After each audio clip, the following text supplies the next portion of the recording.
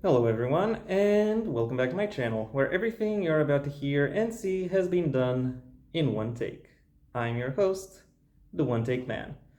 On October 5th, 1999, i.e. 25 years since the date this video will have been published, it will have been 25 years since the debut of Angel, the Buffy the Vampire Slayer spin-off. It is quite fair to say that it didn't really have the same critical or commercial acclaim as its, progenitor, but nevertheless, there are some ups coming with its downs. Chief among them being perhaps the fact that it had, on average, better character work than its progenitor. Yeah, I went there. And there were some interesting new developments when it came to how it, presented the world and how it uh, how it delved and integrated its history with that of its characters. However, beyond that, I kind of see where where a lot of the problems stem from, and that really and the main reason, before I get into the actual point of this video, um, the actual problem with this with the series comes from the fact that I don't think the production team behind it really knew how to how to work with it.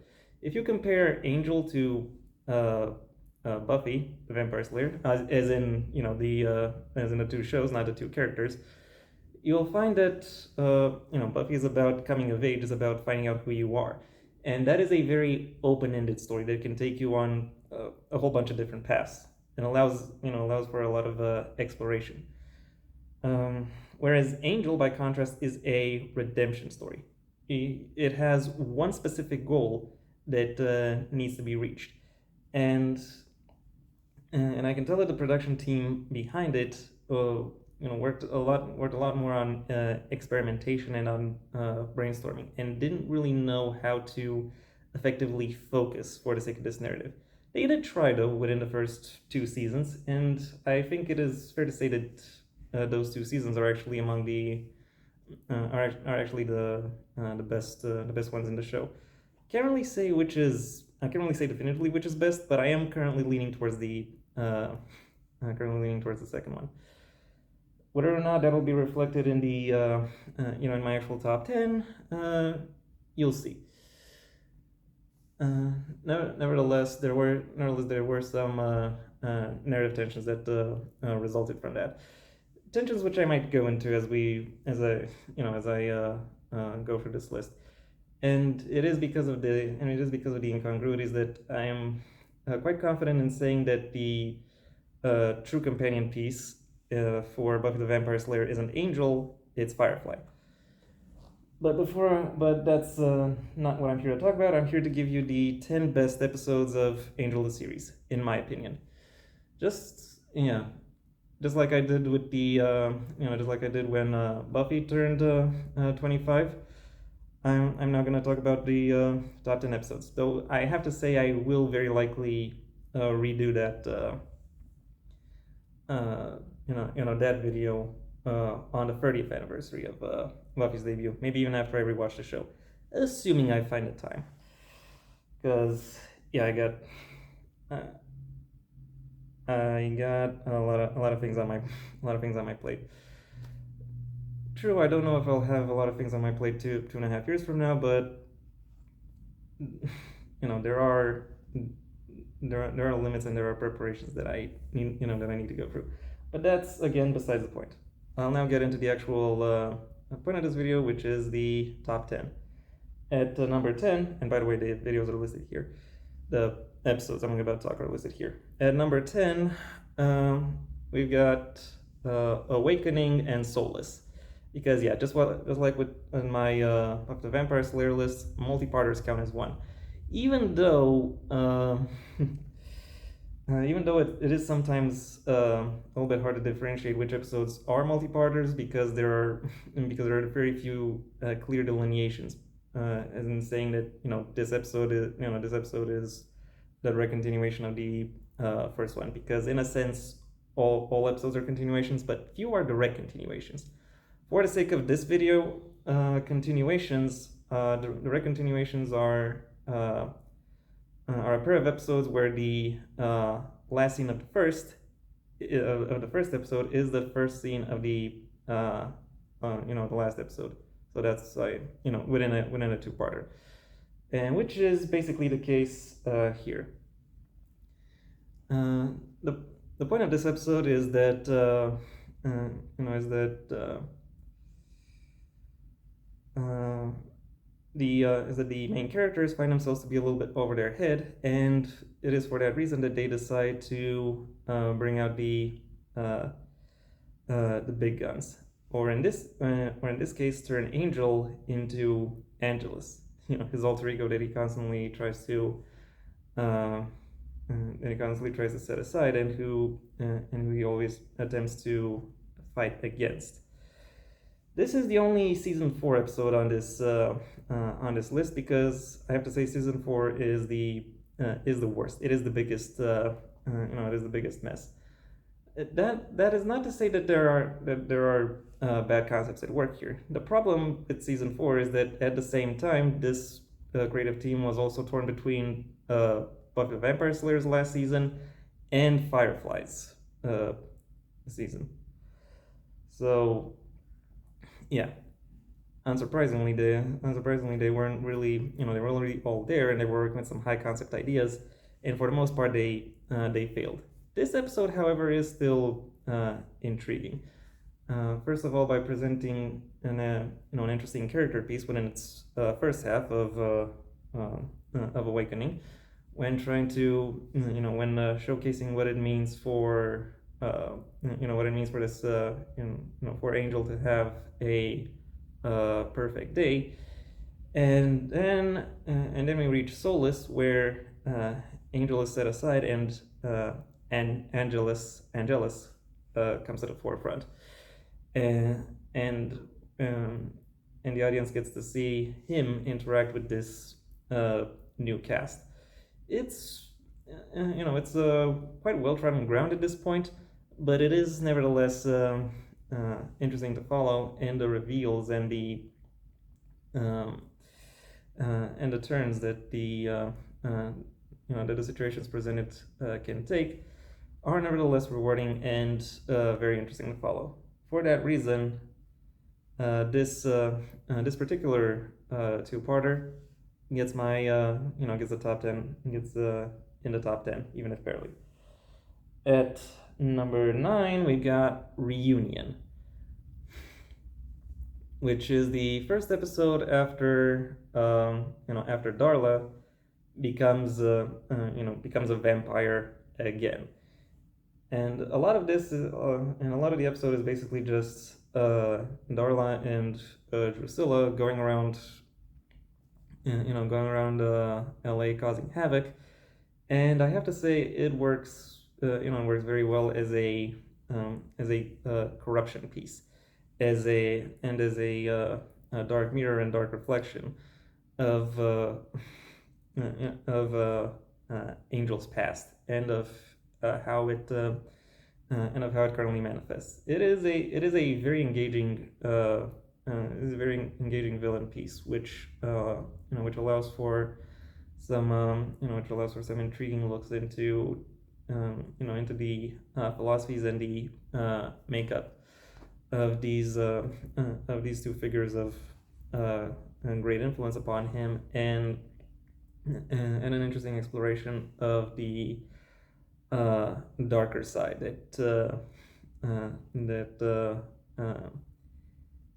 is entailed by vampirism. It's not just it's not just dark. There's also a certain romantic aspect that is emphasized for that, and it is very interesting how that show managed to thread that needle. At number 8, we've got Smile Time. So yeah, going back towards the second half of the season, with and in fact directly with with perhaps the most well-known season 5 episode. When I first put this list together, I had 4 episodes in mind, the signature 4, so to speak, that were not necessarily the best episodes, but that did in many ways most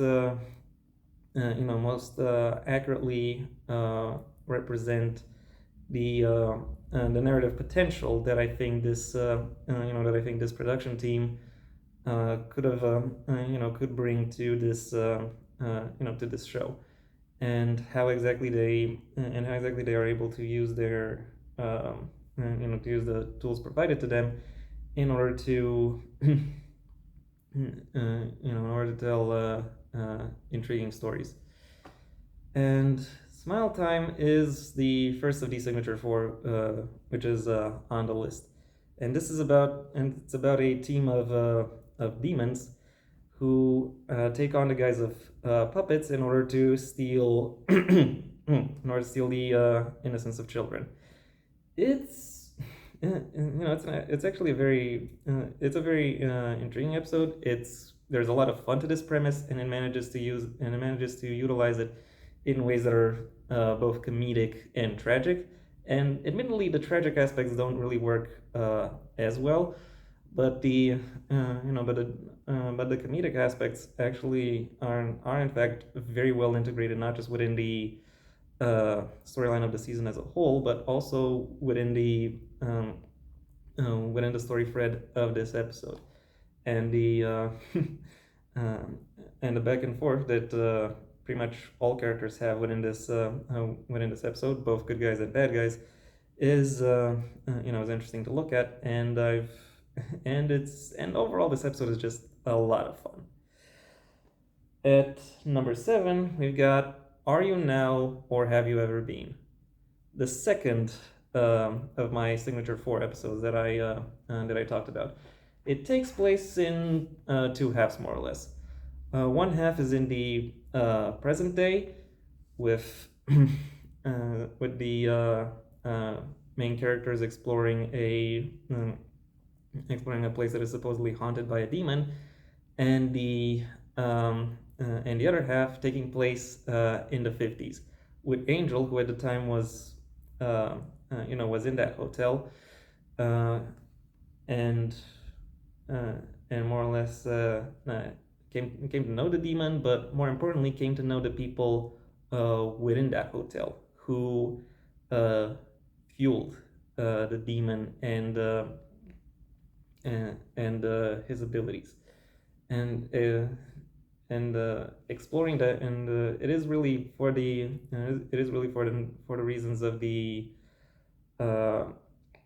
it is really for the 50s narrative that this episode is mostly on here, because the demon very much feeds on paranoia, and there are lots of things to be paranoid about in the in the 50s, with the Red Scare, with blacklisting, with segregation, and everything going on. It very effectively culminates into a fever pitch, which the conclusion of which is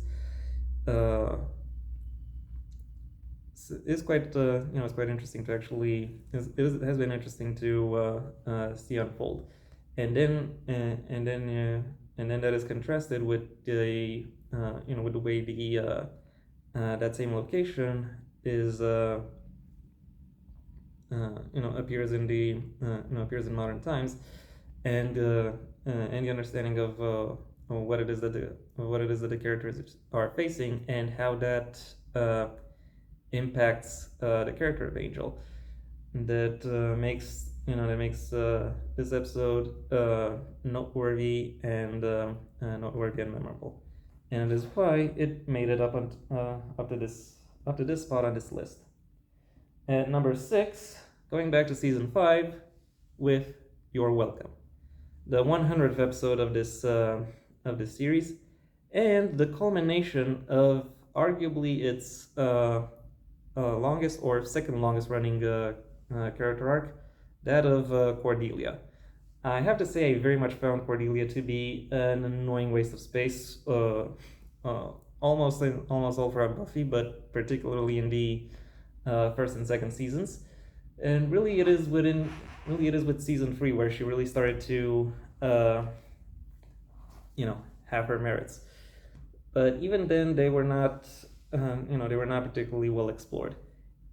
Angel, by contrast, really allowed her to to have that moment in the sun, and really allowed her to shine, to the point where she actually has the best character arc throughout the entire franchise, and all of which culminates in this episode, where she is able to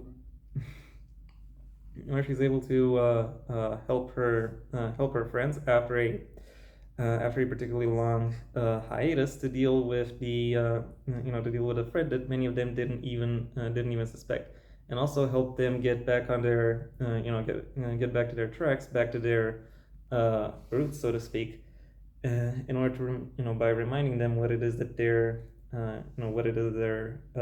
fighting for.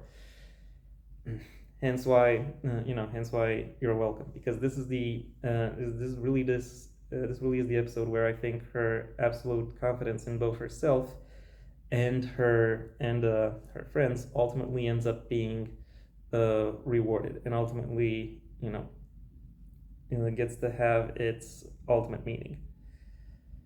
At number 5, going back to the first half of the series, we got another two-parter, 5x5 and Sanctuary. Yeah, we're talking about Faith's first episodes in Angel the series, where where it becomes obvious that she might not be that she might be considered far gone. However, she does recognize that she is far gone, and acts out, lashes out, so specifically so she doesn't have to confront her darker nature again. And it is within this context that she does some pretty messed up things, even if at the behest of other people. She recognizes, and while she recognizes that, she knows that she doesn't think she has the capability of resisting. However, Angel disagrees, and decides to invest his time and invest his efforts into improving her condition. This is a great contrasting character piece, because in many ways Faith and Angel mirror each other, not simply through their connection to the character this franchise is named after, but also because of their own personal experiences and how those have shaped them into who they are, and because of their differing positions within their respective arcs, they are able to provide meaningful contrasts to to each other.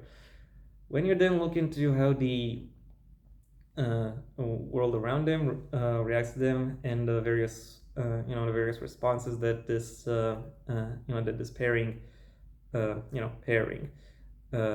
generates, it is it becomes an engaging and very involved exploration and battle of the mind, so to speak, when it comes to how to most effectively deal with the situation presented, whereby most effectively can mean a variety of different things for a variety of different characters. It is once again an early example of the things that made Angel such a great character show, and I can definitely say it wasn't the last. At number 4, we've got Waiting in the Wings from season 3. The idea behind this episode is that Angel takes his crew out to see a ballet performance, but he realizes that there is something up with the ballet performers themselves, and the crew decides to investigate. And as they investigate, they themselves, in smaller ways, fall under the sway of what it is that's going on. So they have to not only battle the actual cause, but also come to terms with when what is revealed about them through that through that cause. And that moment, and it is these reveals that are created through this conceit that really help take the story from a pretty basic, pretty melodramatic, at times campy idea into a more heartfelt and more more emotionally complex exploration of what it means to connect with people, and how connections are sought and maintained. It is all of that with a backdrop of some great classical music and some amazing narrative timing. When you also account for the fact that this was Summer Glau's acting debut, and she went on to have uh, a pretty significant career within Hollywood, well, then I think it's safe to say this episode very much is is very much worth its flowers. So, and for that reason, it makes it all the way up to number 4 on this list. Going on to the podium now, at number 3, the bronze medal goes to Dear Boy. Yeah, I was kind of surprised that when putting this list together, that this episode in particular made it all the way up to here. This episode marks more or less the first real confrontation between Angel and Darla, and therefore it brings a certain degree of escalation in terms of the central conflict, and in terms of how sorry about that, and in terms of how Angel himself and navigates his own personal arc, his own personal journey, and also all of the very interesting reveals that are made about the relationship dynamic between Angel and Darla over the course of this episode, and in the ways in which they have they've been able to integrate within their current settings, uh, as well as their actions or intentions towards each other. All of which I have to say I find to be very surprising and very pleasantly surprising, and uh, and convey a lot of meaning in ways that I probably wouldn't have expected to find when I first saw this episode. So yeah, for that reason, uh, Dear Boy makes it all the way up to number 3 with the bronze medal. At number 2, the silver medal goes to I Will Remember You. The fourth and final episode of the Signature 4, in case you were wondering, the third one was waiting in the wings. I forgot to mention that.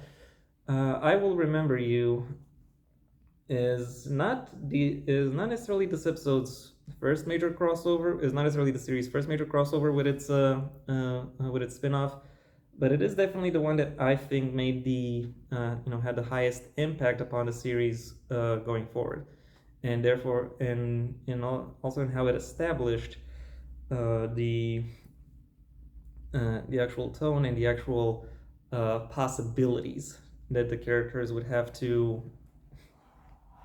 the possibilities the characters would have to face as they as they were going to advance through the show.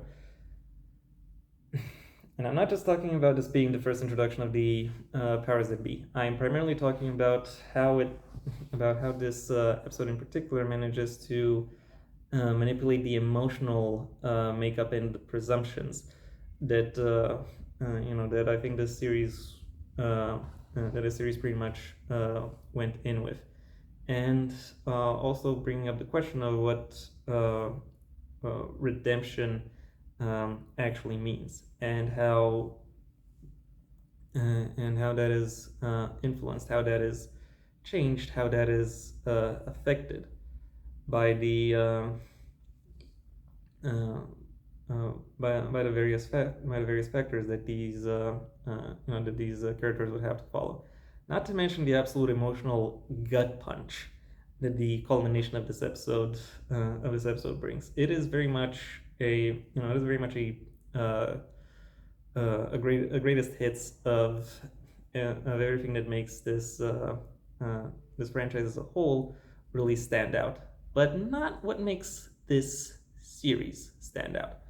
Instead, that honor goes to the number one in my gold medalist, the only three-parter on this list: Offspring, Quickening, and Lullaby.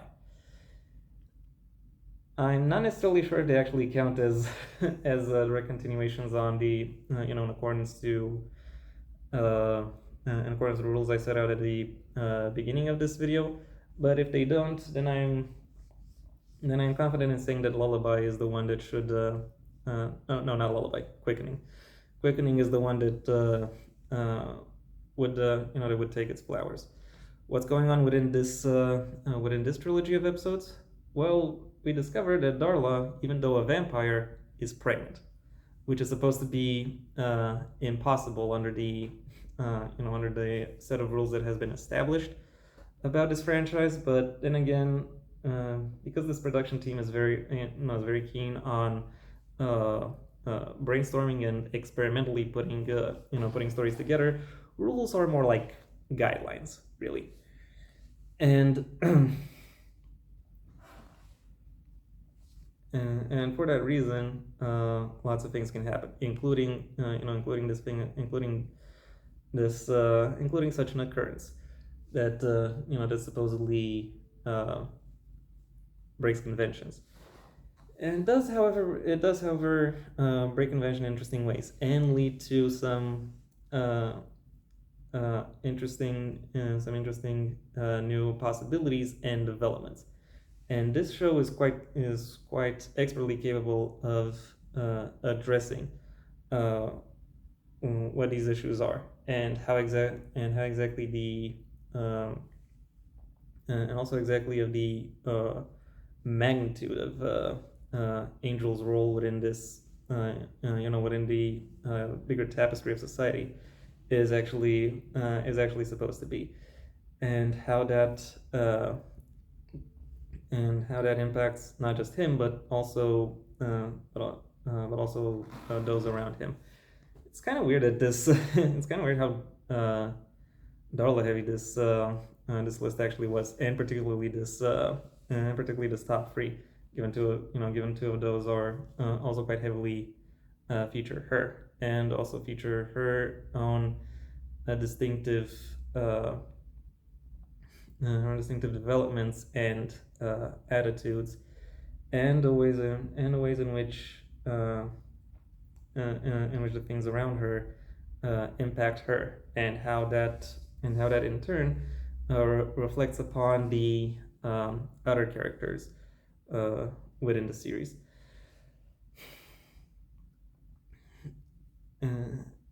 And when I talk about other characters in the series, I'm not just talking about the leads. I'm also talking about various other more episodic figures or seasonal ones, opportunists, and how it is that their actions impact and involve